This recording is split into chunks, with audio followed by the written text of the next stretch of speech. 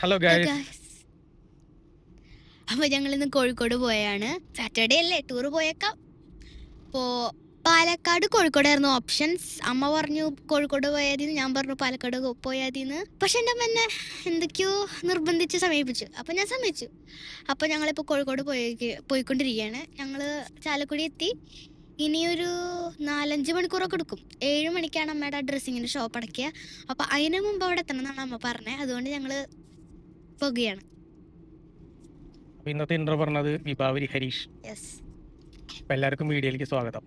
സ്വാഗതം. കോഴിക്കോട് പോയിട്ട് എന്താണ് പരിപാടി എന്ന് വെച്ച് കഴിഞ്ഞാൽ, ഞങ്ങൾ കുറച്ച് നാൾ താമസിച്ചു അവിടെ, ഒരു 3 കൊല്ലത്തോളം അവിടെ താമസിച്ചു. അപ്പോൾ അവിടുത്തെ കുറേ ഞങ്ങൾ സ്ഥിരം പോകാറുള്ള സ്ഥലങ്ങളൊക്കെ ഉണ്ട്. അവിടെ പോയിട്ട് ഓർമ്മകളൊക്കെ ഒന്ന് പുതുക്കണം, പിന്നെ കുറച്ച് ഭക്ഷണം കഴിക്കണം. ഒരു ഫുഡ് ബ്ലോഗായിരിക്കും മെയിനായിട്ട് ഉണ്ടാവുക.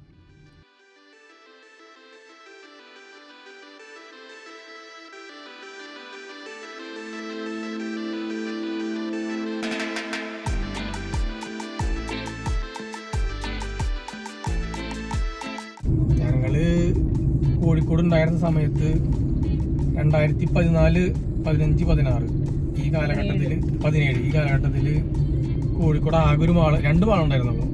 ഒന്ന് ഹൈലൈറ്റ് മാളും പിന്നൊരു ഫോറം മാളും. ആ ടൗണിൽ തന്നെ ഉള്ളത്. അന്ന് ഞങ്ങളുടെ വീക്കെൻഡിലുള്ള ആകെയുള്ളൊരു എന്റർടൈൻമെന്റ് എന്ന് പറയുന്നത് ഈ മാളി വന്നിരിക്കലാണ്. അങ്ങനെ ഞങ്ങൾ ക്ലബ് സുലൈമാനിലെത്തി, കോട്ടയ്ക്കലുള്ള. അവിടെ തന്നെ ചാർജിങ് ഉണ്ട്. അപ്പോൾ പിന്നെ ചാർജിങ് ചെയ്തിട്ട് പോകാൻ തീരുമാനിച്ചു. കോഴിക്കോട് പോയിട്ട് ചാർജ് ചെയ്യേണ്ട ആവശ്യമില്ല. കോട്ടയ്ക്കൽ ഒരു ടാറ്റ മോട്ടോഴ്സ് ഉണ്ട് ഷോറൂം, അതിൻ്റെ നേരെ ഓപ്പോസിറ്റ് ആയിട്ടാണ്.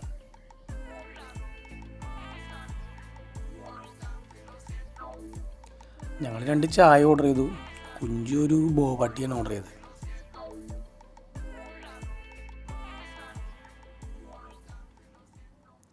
ഒരു 6 മണിയായപ്പോഴേക്കും മാനാഞ്ചിറ സ്ക്വയർ എത്തി. അപ്പോൾ അതിന് ഇവിടെ നല്ല ബ്ലോക്കായിരുന്നു. അതുകൊണ്ട് പാർക്ക് ചെയ്യാനുള്ള സ്ഥലം കുറേ അന്വേഷിച്ച് നടന്നിട്ടാണ് കിട്ടിയത്. ഈ ഒരു മൂലയ്ക്ക് കൊണ്ട് പാർക്ക് ചെയ്തു. ഇവിടെ തൊട്ടടുത്ത് തന്നെ വൈക്കം മുഹമ്മദ് ബഷീർ റോഡ് എന്നൊരു റോഡുണ്ട്. ഈ റോഡിലൂടെ ചെന്നിട്ടാണ് അവിടെ ഒരു ലൈബ്രറി ഉണ്ട്. ആ ലൈബ്രറിയുടെ അടിയിലുള്ള ഒരു ബിൽഡിങ്ങിലാണ് ഞങ്ങൾ നേരത്തെ പറഞ്ഞ ഷോപ്പുള്ളത്. ഖാദീരൊക്കെ അടുത്തായിട്ട് വരും. അതിൻ്റെ അടുത്തോടെ നടന്നു കഴിഞ്ഞ് കഴിഞ്ഞാൽ മിഠായി തെരുവിലേക്ക് കടക്കുന്നതിന് തൊട്ട് മുന്നായിട്ട് ഇതാണ് ഈ കട, മൃഗനായിനി.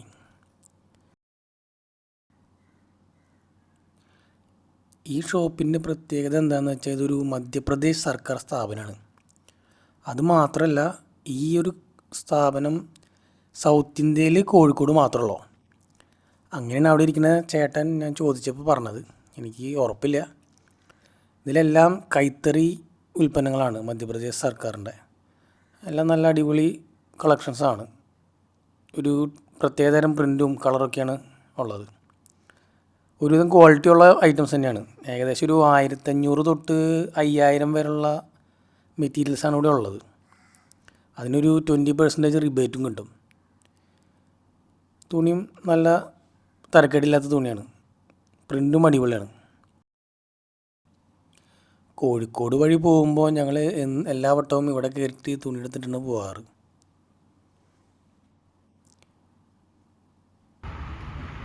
അവിടെ നിന്ന് ഡ്രസ്സ് എടുത്ത് കഴിഞ്ഞ് അതിന് നേരെ ഓപ്പോസിറ്റ് ഒരു സെക്കൻഡ് ഹാൻഡ് ബുക്സൊക്കെ വിൽക്കുന്ന ഒരു കടയുണ്ട്, ഐഡിയൽ ബുക്സ് എന്ന് പറഞ്ഞിട്ട്. അപ്പോൾ അവിടെയും കൂടി ഒന്ന് കയറി. ഒരുപാട് സെക്കൻഡ് ഹാൻഡ് ബുക്സ് ഉള്ള ഒരു ഷോപ്പാണത്. കൂടുതലും അക്കാദമിക് റിലേറ്റഡ് ബുക്സാണ്. പിന്നെ ലിറ്ററേച്ചറുണ്ട്, പുതിയ ബുക്സും ഉണ്ട്. ഞങ്ങൾ കുഞ്ഞിന് വേണ്ടി കുറച്ച് ബുക്സ് മേടിച്ചു. ഇനി മിഠായി തെരുവ് എക്സ്പ്ലോർ ചെയ്യാനായിട്ട് മുന്നേ ഞങ്ങളൊരു ചായ കുടിക്കാൻ തീരുമാനിച്ചു. ഇത് ഇവിടുത്തെ ഒരു പ്രത്യേകതയാണ്. കോഴിക്കോട് നിന്നപ്പോൾ ഞാൻ കണ്ടിട്ടുള്ളത് 2 ഗ്ലാസ്സിൽ ചായ തരും. അത് പൊടിച്ചായ എന്നാണ് പറയാം. അപ്പം നമ്മൾ തന്നെ ആറ്റി കടുപ്പമാക്കി കുടിക്കണം. പിന്നെ കാതിലും കൂടി ഒന്ന് കയറി. അപ്പോൾ അവിടേക്ക് ഒന്ന് കറങ്ങിയിട്ട് മിഠായി തെരുവിലേക്ക് പോകാൻ തീരുമാനിച്ചു. ഇവിടെയും ഉണ്ട് 50% ഡിസ്കൗണ്ടൊക്കെ. ഇതിനകത്ത് കുറേ നല്ല കരകൗശല വസ്തുക്കളൊക്കെ പ്രദർശിപ്പിച്ചിട്ടുണ്ട്. മുകളിൽ നല്ല കൊത്തുപണിയൊക്കെ ആയിട്ട്. പക്ഷെ അവരവിടെ ക്യാമറ എടുക്കാൻ സമ്മതിക്കില്ല. അപ്പം അതുകൊണ്ട് ഞങ്ങൾ അവിടെ നിന്ന് ഷൂട്ട് ചെയ്യാതെ നേരെ പോന്നു.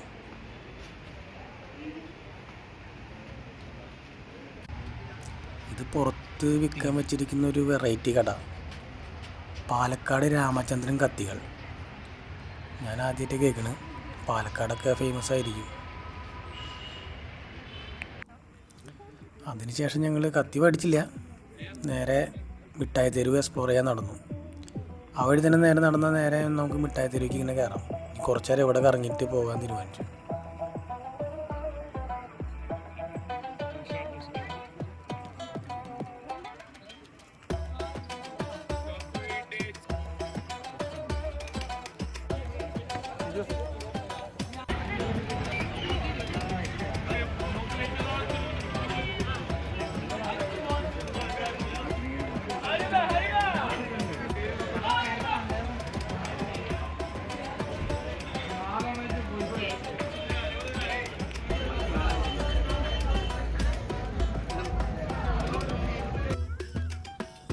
നടന്നു വയ്യാതായി ഇപ്പോൾ വിശന്ന് തുടങ്ങി. സ്നാക്സ് കഴിക്കാൻ തീരുമാനിച്ചു. അപ്പോഴാണ് നമ്മുടെ കല്ലുമ്മക്കായ കണ്ടത്. ഇതും എൻ്റെ ഒരു ഫേവറേറ്റ് സംഭവമാണ്. കോഴിക്കോട് വന്നിട്ട് ഞാൻ കഴിച്ചിട്ടുള്ളതാണ്. ഇത് ഫ്രഷായിട്ട് കിട്ടണമെങ്കിൽ നല്ല ടേസ്റ്റാണ്. ഈ കോഴിക്കോട് ബീച്ച് സൈഡിലൊക്കെ അത് കാണാൻ പറ്റും. എനിക്കിത് വളരെ ഇഷ്ടമുള്ളൊരു എൻ്റെ ഒരു ഫേവറേറ്റ് ആയിട്ടുള്ള ഒരു ഐറ്റമാണ്. കുഞ്ഞിനും ഇഷ്ടമല്ല. അങ്ങനെ അതെല്ലാം ഞങ്ങൾ കഴിച്ച് തീർത്തു. ഇനി ഞങ്ങളുടെ ഒരു കൂട്ടുകാരനെ മീറ്റ് ചെയ്യാനുണ്ട് ഇവിടെ, അജീഷ്. അവനിവിടെ SBIയിൽ വർക്ക് ചെയ്യാണ്. അപ്പോൾ ഇന്ന് അവൻ്റെ റൂമിലാണ് ഞങ്ങൾ സ്റ്റേ ചെയ്യുന്നത്. എന്നിട്ട് നാളെ അവൻ്റെ കൂടെ കോഴിക്കോട് മൊത്തം കറങ്ങിയിട്ടാണ് തിരിച്ചു പോകുന്നത്. അപ്പോൾ ആദ്യം അവനെ പോയി പിക്ക് ചെയ്ത് ഡിന്നർ കഴിക്കാൻ പോവാം. ഇവിടെ എവിടെയോ അജീഷ് മാമൻ നിൽക്കുന്നുണ്ട്. ഫ്രണ്ടിൽ അങ്ങോട്ട് നടത്താൻ പറ്റില്ല, അത് വൺ വേ ആണ്. എവിടെ? അത് പ്രായ മനുഷ്യനാണോ? ആ അതേ വരുന്നു നമ്മുടെ അജീഷ് മാമൻ.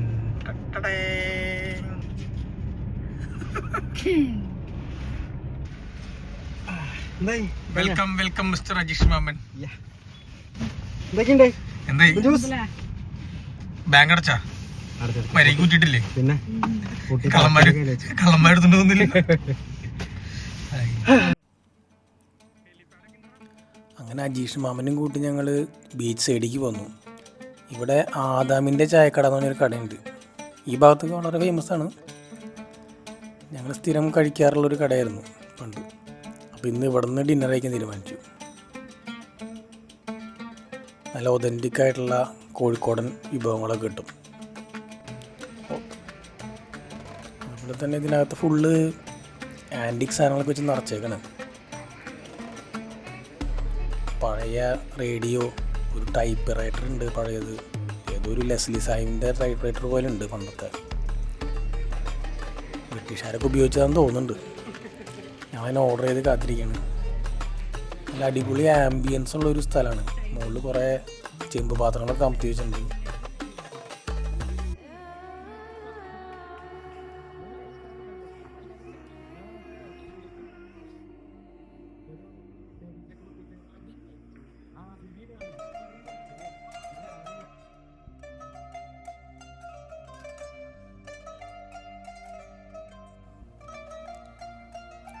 കുഞ്ചൊരു ഫ്രൈഡ് ഹോട്ട് ഡോഗാണ് ഓർഡർ ചെയ്തത്. കാതു ഒരു ഇറച്ചിച്ചോറ് ഓർഡർ ചെയ്തു.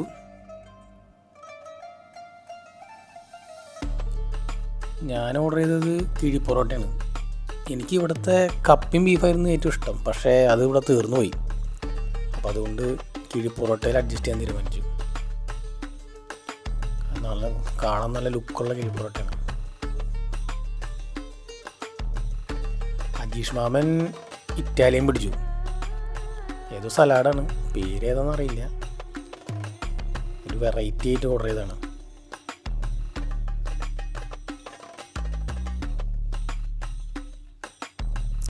ഇതൊക്കെ ഇവിടെ വന്ന സെലിബ്രിറ്റീസാണ്.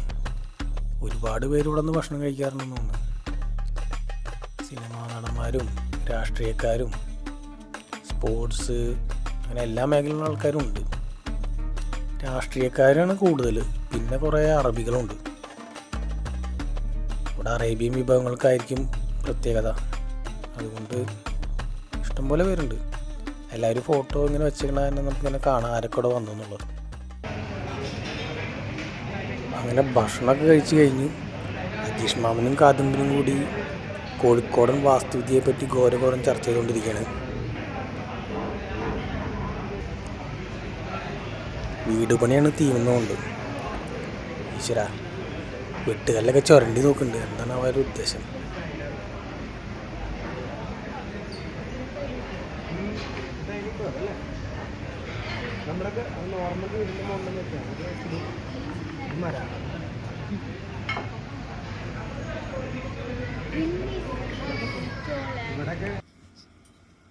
അവസാനം അജീഷ് മാമൻ്റെ ഫ്ലാറ്റിലെത്തി.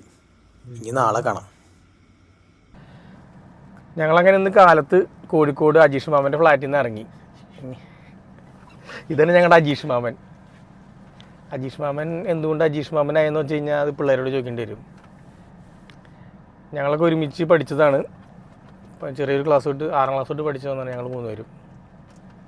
അപ്പോൾ ഇവന് കല്യാണം കഴിഞ്ഞില്ല, പിള്ളേരൊന്നുമില്ല. അപ്പോൾ ഞങ്ങളുടെ പിള്ളേരൊക്കെ മാമനാണ് ഇവൻ. അങ്ങനെ ഞങ്ങളും മാമനായി, ഞങ്ങളുടെയും മാമനായി. അപ്പോൾ ഞങ്ങളുടെ അജീഷ് മാമനാണത്. ഞങ്ങൾ നല്ല ആദ്യം ബ്രേക്ക്ഫാസ്റ്റ് കഴിക്കാൻ തീരുമാനിച്ചു. ഞാൻ പണ്ട് കോഴിക്കോടായിരുന്നപ്പോൾ സമയത്ത് സ്ഥിരം വന്നിരുന്നൊരു കടയുണ്ട് ഇവിടെ, നമ്മുടെ ബസ് സ്റ്റാൻഡിൻ്റെ ഓപ്പോസിറ്റ് തന്നെ, മാവൂർ റോട്ടിൽ, ടോപ്പ് ഫോം. അപ്പോൾ അവിടെ പോയിട്ട് എൻ്റെ പഴയ ഓർമ്മകളൊക്കെ അയവിറക്കി 2 പൊറോട്ടയും മീൻകറിയും അയവിറക്കാൻ തീരുമാനിച്ചു. കോഴിക്കോട് വന്നിട്ടാണ് ഞാൻ പൊറോട്ടയും മീൻകറിയും പരീക്ഷിച്ചു തുടങ്ങിയത്. അപ്പോൾ അത് വീണ്ടും ഒന്ന് പൊടി തട്ടി ഓർമ്മകളൊക്കെ എടുക്കാൻ വേണ്ടിയിട്ടാണ് ടോപ്പ് ഫോമിൽ പോകുന്നത്. നിങ്ങളെന്താ കഴിക്കാൻ പോകണം? അവിടെ കാലത്ത് തന്നെ ബിരിയാണിയാണ്. അടിപൊളി ബിരിയാണി നമുക്ക് ഉച്ചയ്ക്ക് കഴിക്കാം. അപ്പോൾ ഇന്ന് പ്രത്യേകിച്ച് പ്ലാനൊന്നുമില്ല. ഞങ്ങൾ കോഴിക്കോട് ടൗണായിരിക്കും മെയിനായിട്ട് കറങ്ങാം. ടൗൺ വിട്ട് പോകണില്ല എന്തായാലും. അപ്പോൾ ആ ഏരിയയിലുള്ള എന്തെങ്കിലും ഉണ്ടെങ്കിൽ നമുക്ക് വീഡിയോയിൽ കാണാം.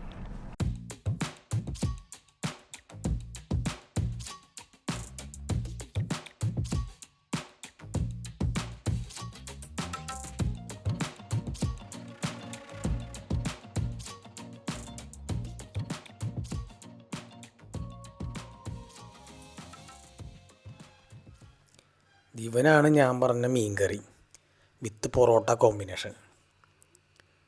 അജീഷ് മാമൻ ചിക്കൻ കറി മേടിച്ചു. കാതു നൂലപ്പവും കടലക്കറിയും, പിന്നെ പത്തിരി ഉണ്ട്. കുഞ്ചു പൊറോട്ടന് മേടിച്ചേ. അപ്പം ഞങ്ങളങ്ങനെ കഴിക്കാൻ തീരുമാനിച്ചു. പ്ലേറ്റൊക്കെ വടിച്ച് ക്ലീനാക്കി. നല്ല അടിപൊളി ഫുഡായിരുന്നു. എനിക്ക് ഈ കോമ്പിനേഷൻ ഭയങ്കര ഇഷ്ടമാണ്, പൊറോട്ടയും മീൻകറി ഇവിടുത്തെ. Top form since 1975. അവിടെ നിന്ന് ഇറങ്ങി കുഞ്ചുവിന് മിഠായി വേണമെന്ന് പറഞ്ഞ് തൊട്ട് മുന്നിലുള്ളൊരു ബേക്കറിയിൽ കയറി. ഇവിടെ കുറേ കോഴിക്കോടൻ അലുവൊക്കെ ഇരിക്കുന്നുണ്ട്. പക്ഷെ ഞങ്ങൾ അലുവ മേടിച്ചില്ല. കഴിഞ്ഞ കൊല്ലം മേടിച്ച അലുവ ഇപ്പോഴും ഫ്രിഡ്ജിലിരിക്കുന്നുണ്ട്. അപ്പം അതുകൊണ്ട് ഞങ്ങളെല്ലാം കണ്ട് തിരിച്ചു പോന്നു. അവിടുന്ന് നേരെ ലുലു മാൾക്കാണ് വിട്ടത്. കാരണം കോഴിക്കോട് ലുലു മാൾ വന്നിട്ട് ഞങ്ങൾ ഇതുവരെ പോയിട്ടുണ്ടായിരുന്നില്ല. അപ്പോൾ എന്തായാലും ഉച്ചയ്ക്ക് വെയിലല്ലേ, അപ്പോൾ ലുലു മാളൊക്കെ ഒന്ന് കയറി കണ്ട് ഭക്ഷണം കഴിക്കാൻ പോകാൻ തീരുമാനിച്ചു. ഞാൻ വിചാരിച്ചത്ര വലിയ മാളല്ല, എന്നാലും എല്ലാ ലുലു മാളും ഓരോ പോലെ തന്നെ. ലോകത്തുള്ള മാളുകളെല്ലാം ഓരോ പോലെ തന്നെയല്ലേ.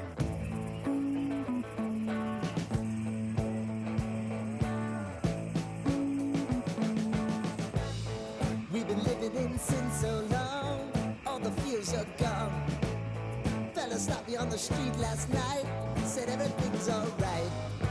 Roller coaster, make it through the day upright. It seems your meal ticket is gone, but life goes on. I could never imagine something better. Yeah, right. Now you're cooking on high heat in the middle of the street. Roller coaster, take me to a better time.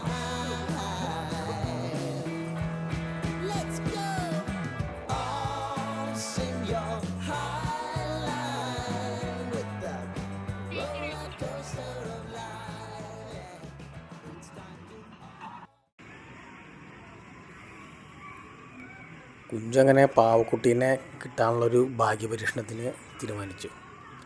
ലോകത്തുള്ള എല്ലാ മാളിലുണ്ടാവും ഇതേപോലുള്ള ഉടായ്പ പറ്റിപ്പ് പരിപാടി. കിട്ടില്ലെന്നുള്ള കാര്യം ഉറപ്പാണ്. ഇത് കിട്ടിയിട്ടുള്ള ആരും ഞാൻ ഇതുവരെ കണ്ടിട്ടില്ല. കുഞ്ചി ചമ്മിപ്പോയി.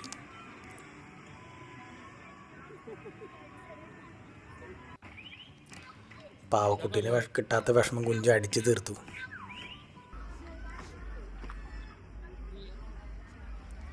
പിന്നെ കുറച്ച് നേരം മാളിലൊക്കെ കറങ്ങി നടന്ന് ഡ്രസ്സൊക്കെ നോക്കി.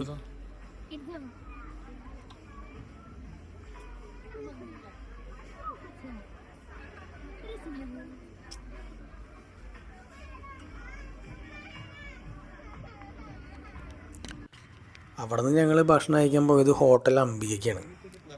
ഇവിടെ ഫേമസ് ആയിട്ടൊരു സമുദ്ര സദ്യ ഉണ്ട്, എല്ലാം മീൻ വിഭവങ്ങളായിട്ടുള്ള സദ്യ. പിന്നെ അത് കഴിക്കാൻ തീരുമാനിച്ചു. ഇലയിലാണ് വിളമ്പുന്നത്. ഒരുപാട് വിഭവങ്ങളുണ്ട്, എല്ലാം മീനാണ്. അതിന് തന്നെ ഒരു മാന്തൽ വെച്ചുണ്ട്. പിന്നെ പുളിഞ്ചി, അച്ചാറ്, ചമ്മന്തി, കക്ക ഫ്രൈ, കൂന്തൾ, ഇതെന്താണ്, അവിയൽ, പിന്നെ ഏതോ പേരി, പിന്നെ കുറേ മീൻ കൂട്ടാൻ, പിന്നെയുണ്ട് കുറേ സംഭവങ്ങൾ, ഞണ്ട്. അവസാനം ചോറ് വന്നു.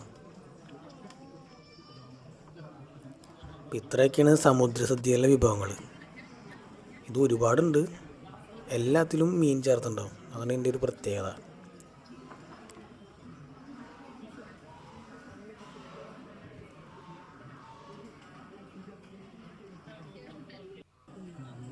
ഞങ്ങൾ സ്പെഷ്യലായിട്ടൊരു നെയ്മീൻ ഫ്രൈയും മേടിച്ചു.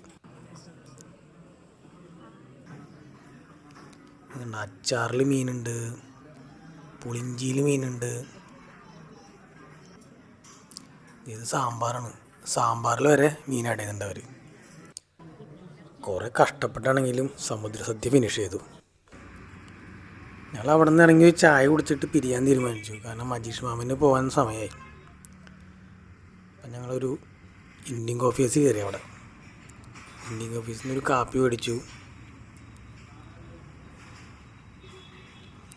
പിന്നെ കട്ട്ലേറ്റാണ് മേടിച്ചത്.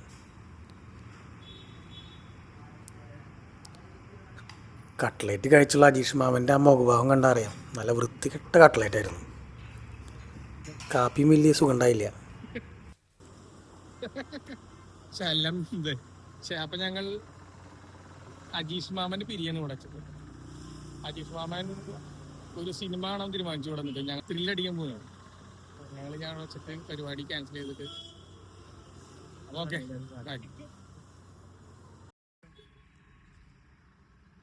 എടാ പറ്റോ. Bye bye bye. നീ കരയൊന്നും വേണ്ട, ഇന്ന് 1-ാം തീയതി വിഷമല്ലേ. കുഴപ്പമില്ലടാ, പോട്ടെ. അവസാനം മജീഷ് മാമനോട് യാത്ര പറഞ്ഞ് ഞങ്ങൾ ഇറങ്ങി. ഇപ്പോൾ കോഴിക്കോട് നിന്ന് ഞങ്ങൾ ഇന്ന് ഇപ്രാവശ്യം തിരൂർ വഴിയാണ് പോകുന്നത്. അപ്പോൾ ഈ വഴി പോകാനുള്ള കാരണം എന്താണെന്ന് വെച്ച് കഴിഞ്ഞാൽ, ഈ വഴി ഫറൂഖ് പാലൊക്കെ കടന്നു കഴിഞ്ഞ് കഴിഞ്ഞാൽ അവിടെ കല്ലുമ്മക്കായ കിട്ടുന്ന ഒരു സ്ഥലമുണ്ട്, ഒരു അടിയിലേക്ക് ഇറങ്ങിയിട്ട് ഒരു മാർക്കറ്റ്. പിന്നെ ഞായറാഴ്ചയാണ്, പക്ഷെ എന്നാലും അവിടെ പോയിട്ട് കല്ലുമ്മക്കായ കിട്ടുമെന്നൊന്ന് നോക്കണം. ഈ ബ്രിഡ്ജിൽ ഇപ്പോൾ ട്രാഫിക്കൊക്കെ വന്നിട്ടുണ്ട്. പണ്ട് ട്രാഫിക്കില്ലായിരുന്നു, ഫുള്ള് ബ്ലോക്കായിരുന്നു. പ്രൈവറ്റ് വണ്ടിയും ബസ് വന്ന് തീർന്നു. ഓ, പെട്ടെന്ന് ലൈറ്റൊക്കെ ഇട്ടു കേട്ടോ. കുറച്ചുകൂടി വൈകി കഴിഞ്ഞാൽ നല്ല ഭംഗി ഉണ്ടായേനെ. അവിടെ കല്ലുമ്മക്കായ തൂക്കിയിട്ടിട്ടുണ്ടേ.